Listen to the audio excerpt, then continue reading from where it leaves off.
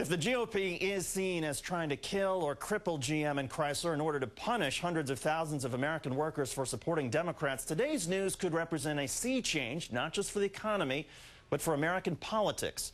Joining us now to weigh in is Air America Radio's Thom Hartmann. And Thom, thanks for your time tonight. By telling the industrial Midwest to essentially go to hell, is the GOP making a conscious decision that, well, look, we've lost every region of the country but one, so okay, America, it's 1860 all over again, bring it on? Well, it's not about North versus South or region versus region. It's really about busting unions. That's the bottom line. The reality, David, is that if we didn't have a strong organized labor, it's weakened relative to when Reagan came into power, but if there wasn't an organized labor movement in the United States right now, John McCain would probably be president. And this is an opportunity to continue the process that Ronald Reagan began in 81, 82 when he busted Patco and try to, blow up another couple million union jobs. The Republicans see the union movement as not only a natural constituency of the Democratic Party, but also as one of the major, actually the only large, major, organized, relatively progressive movement in the United States. And they need to get rid of that if they're going to get power. And as a result, then, are the car companies getting unfairly scapegoated to some extent here? I mean, yes, they were slow to respond, but they did respond.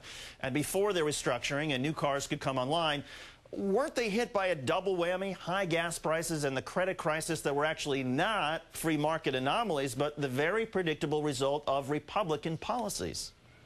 Well, yeah, and the proof of that, and in fact these Republican policies, this 26, 28-year war on organized labor and basically on the middle class that we've been seeing ever since Reagan here in the United States, and now it's going worldwide, although Margaret Thatcher played her role in that too back in the day.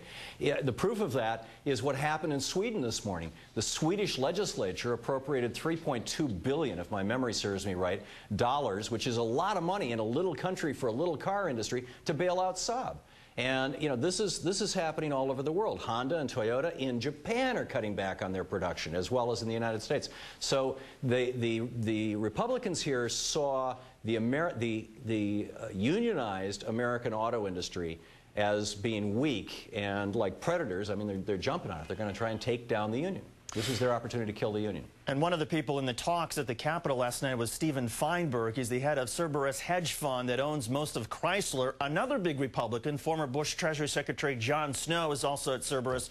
Why aren't Republicans demanding that this massive hedge fund put some money into Chrysler, even if we do end up helping workers? Are we basically just propping up yet another rich boys club? Well, you could argue that, but really what is going on here has nothing to do with Cerberus or with Chrysler or with Ford or GM. It has to do with trying to get rid of organized labor. And, that's why they're throwing all this effort at it. And the tragedy is that they're willing to take down not just the direct auto workers. My dad worked in a tool and die shop in Lansing, Michigan for 40 years. It was, Lansing Tool and Die. It wasn't the big three, but I guarantee you his jobs and all the other people who worked in that tool and die shop depended on the auto industry. There are millions of jobs like that around America, and they're all going to go, or many of them are going to go, if these companies go down. And from the Republicans' point of view, the good part about that is that they're union jobs, and maybe those shops will then get picked up by Toyota or Mercedes or something like that. The bad thing for America is, number one, it does away with the union movement. Number two, all the profits from those companies then go to countries outside the United States. So it's a slow bleeding of the country.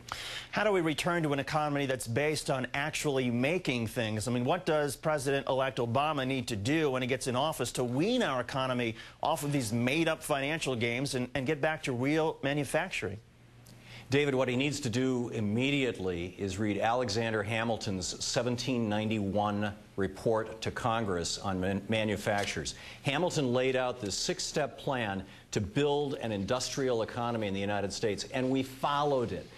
Congress actually put it into place in 1792, and it stood until Ronald Reagan came along and started deconstructing this, followed by George Herbert Walker Bush, Bill Clinton, and George Bush now, and the legislatures, mostly pushed by the Republicans, taking this thing apart. I mean, you could argue that some of it started with Taft-Hartley, but basically, the founders laid this thing out. They had it figured out, and it worked. We built the biggest industrial infrastructure and industrial economy in the world. We have gone, when Reagan came into office, we were the largest exporter of manufactured goods and and the largest importer of raw materials on the planet, and the largest creditor. More people owed us money than anybody else in the world. Now, just 28 years later, we're the largest importer of finished goods, manufactured goods, exporter of raw materials, which is kind of the definition of a third world nation, and we're the most in debt of any country in the world. This is the absolute consequence of Reaganomics. Thom Hartmann, Air America radio host. Thom, thanks for joining us. Good of you to be here. Thanks so much, David.